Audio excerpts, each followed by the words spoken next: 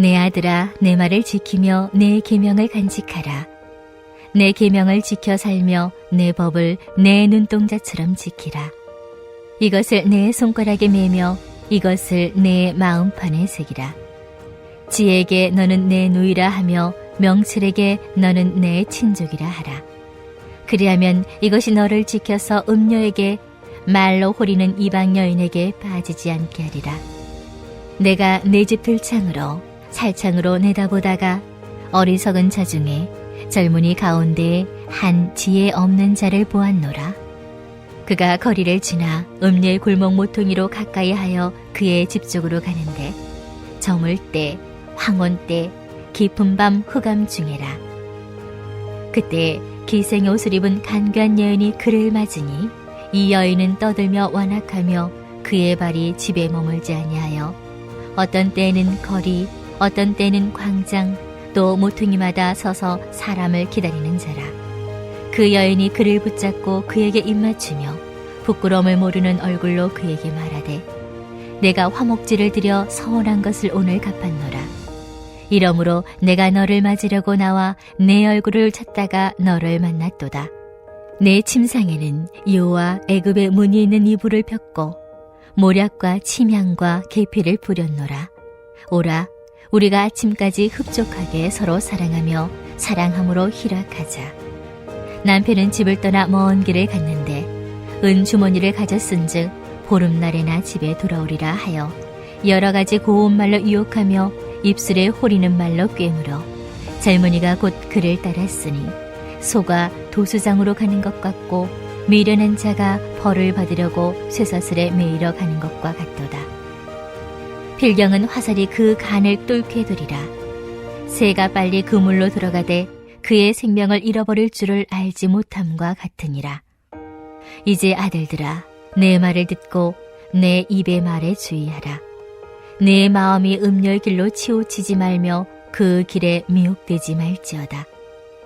대저 그가 많은 사람을 상하여 엎드려지게 하였나니 그에게 죽은 자가 허다하니라.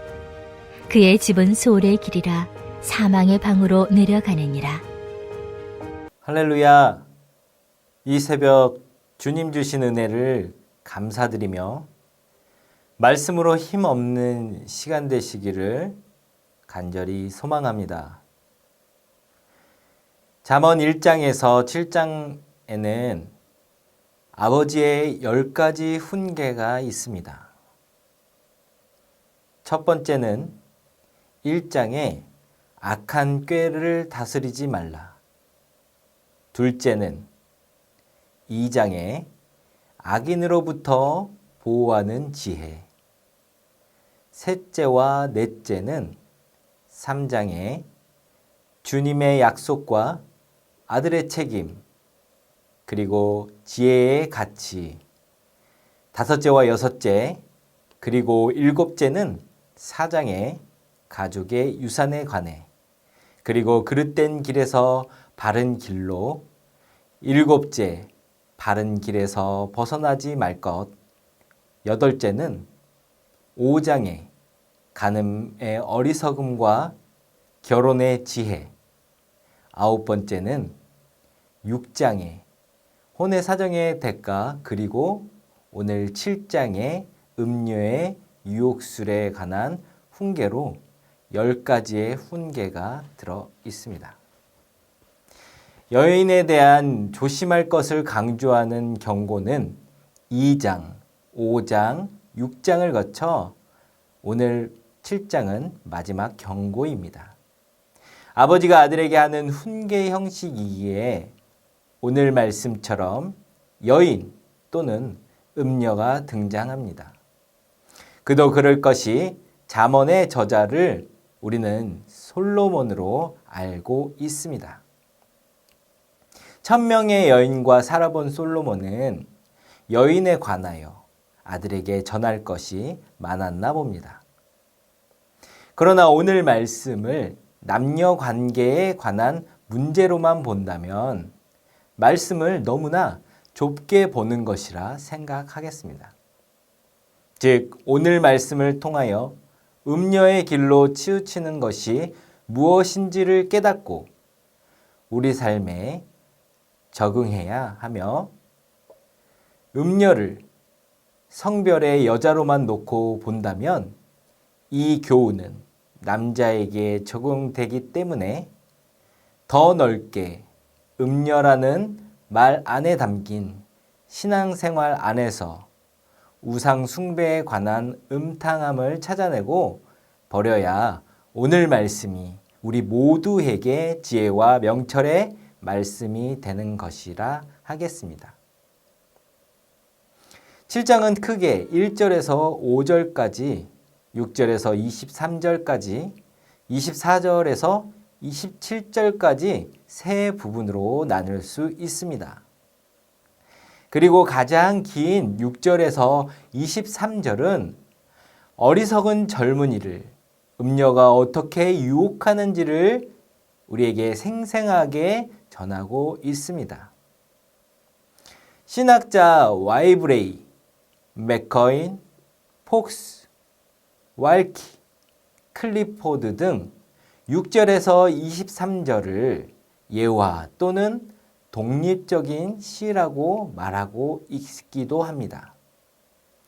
그러나 7장의 교훈인 1절에서 5절 그리고 24절에서 27절의 교훈과 훈계를 보다 쉽게 전하기 위하여 상세하며 생생한 유혹의 장면 묘사를 통해 유혹의 끈질김과 위험성을 아들인 우리에게 알려주고 있는 것이라 생각하면 되겠습니다.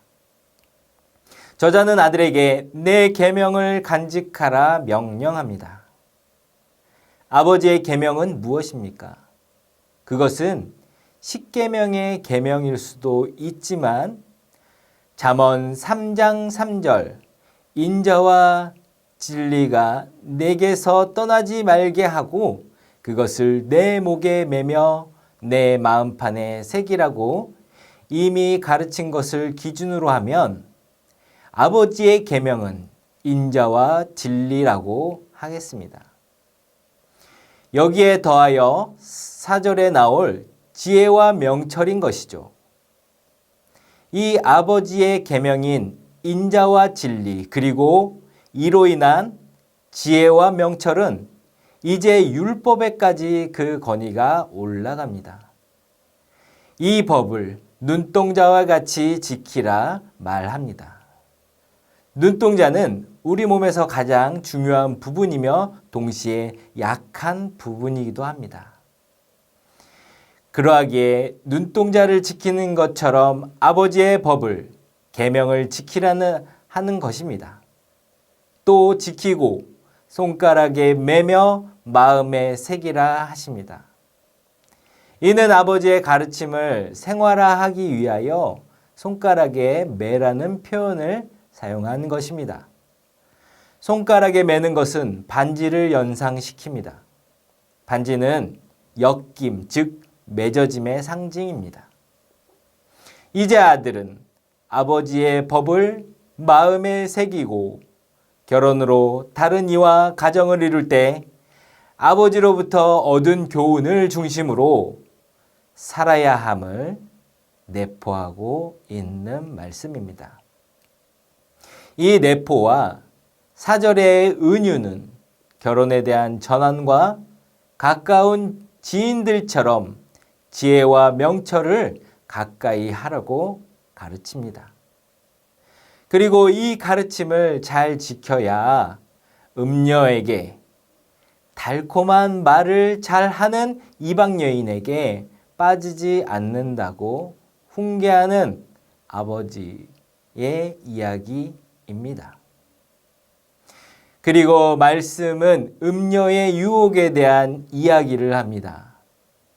아버지는 창 밖으로 내다보다 지혜 없는 젊은이를 보게 됩니다.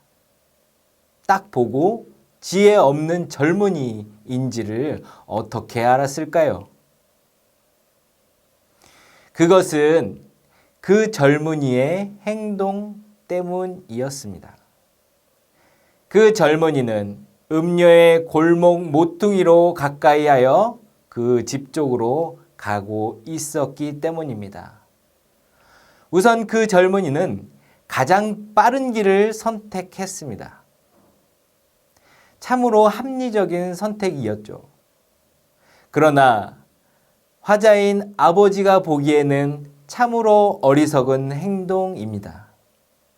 아무리 가까운 길이라도 그 길의 특성을 생각하지 않고 걷고 있기 때문입니다. 그 길은 음녀의 골목과 가까운 곳이었고 시간적으로 저물 때 황혼 때 깊은 밤이었습니다. 이 시간은 간교하고 완악하며 부끄러움을 모르는 지혜 없는 이들을 기다리는 음녀가 활동하는 시간입니다.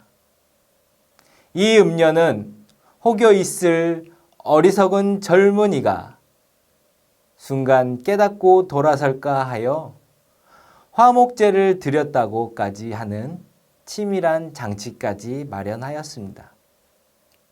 그리고 그의 침상에 대한 준비 상태가 완벽하고 황홀하며 희락, 즐거움을 갖추기에 충만함을 강조합니다. 그리고 만에 하나 있을 마지막 위험 요소인 남편이 절대로 빠르게 올 수 없음을 강조하였고 이것으로 끝이 아니라 달콤한 말로 유혹을 합니다.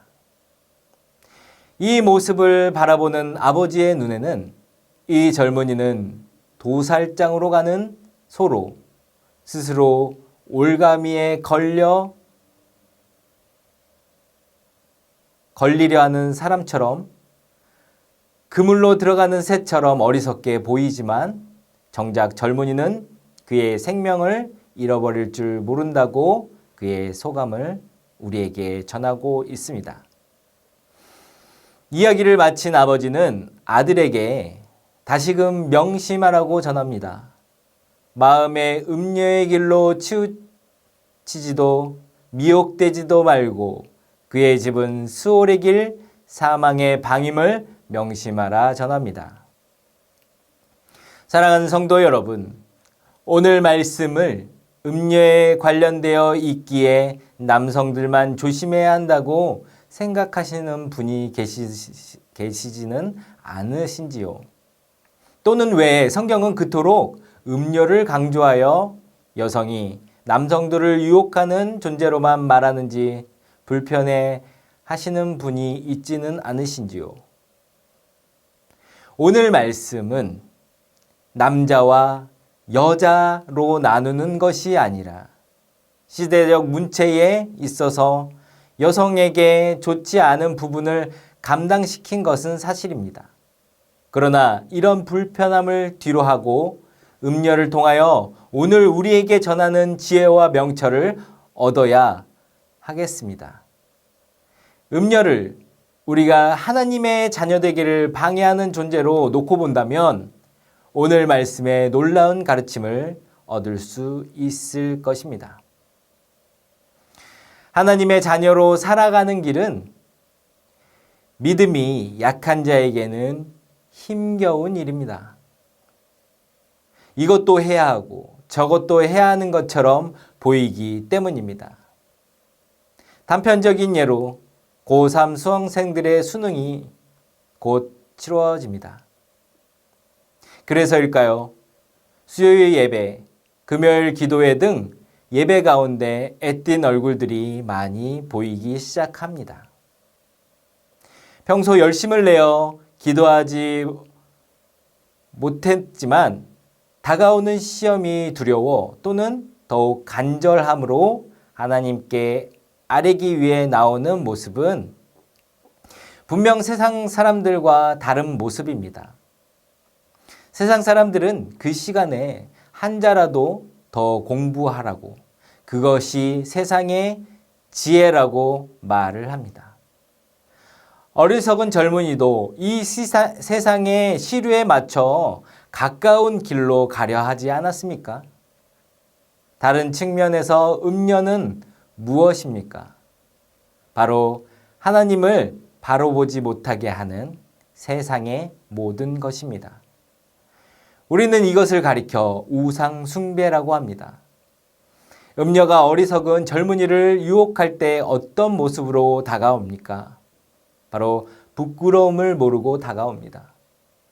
이 부끄러움은 주님 앞에 나의 잘못, 나의 열심 없음을 통한 믿음 있는 이들이 느끼는 주 앞에 올바른 길을 가기 위하여 회개하고 부끄러움을 자복하는 그런 부끄러움입니다. 그러므로 음녀들에겐 이런 부끄러움이 없는 것입니다. 부끄러움은 지혜와 명철을 아는 이들의 몫이기 때문입니다. 그렇게 다가와 화목제를 드렸다고 안심시키며 눈에 띄는 화려함과 향기 나는 모략과 침향으로 유혹을 합니다. 우상 숭배가 바로 이렇습니다. 우상은 자신의 욕망을 투여하는 것에서부터 시작합니다. 하나님의 뜻과 하나님의 계획이 아니라 나의 뜻과 나의 계획을 하나님의 뜻인 양 투사하거나 하나님의 뜻을 거스르는 모든 행위 그리고 그 행위를 위한 도구들이 바로 우상입니다. 우상 숭배는 달콤하고 짜릿하기까지 하며 좋아 보이기도 합니다. 그러나 그 끝은 무엇입니까? 23절에 생명을 잃어버리는 것입니다. 사랑하는 성도 여러분, 오늘 7장에서 우리에게 주는 가르침을 요약한다면 첫 번째, 유혹에 대한 경계를 알려줍니다.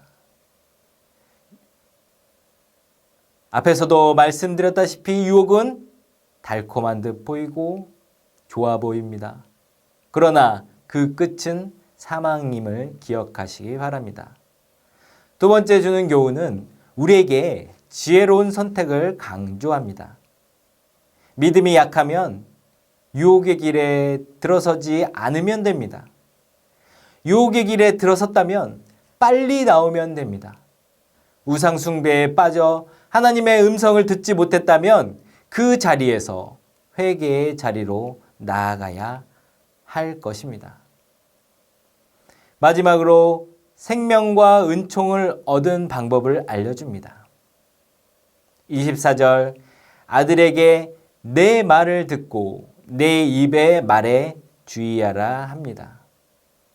우리가 이 세상에서 우상을 이길 힘은 바로 주님 주신 말씀과 기도를 통해 하나님의 계명, 즉 오늘 아버지가 말한 인자와 진리를 사모하며 유혹을 이겨나아가 어리석은 젊은이가 아닌 지혜와 명철이 있는 자가 되어 생명과 은총을 얻을 수 있다고 우리에게 알려주고 있습니다. 주님 주신 귀한 오늘 잠언 7장 말씀을 깊이 묵상하시고 유혹의 길에서 벗어나는 귀한 성도 되시길 축원합니다.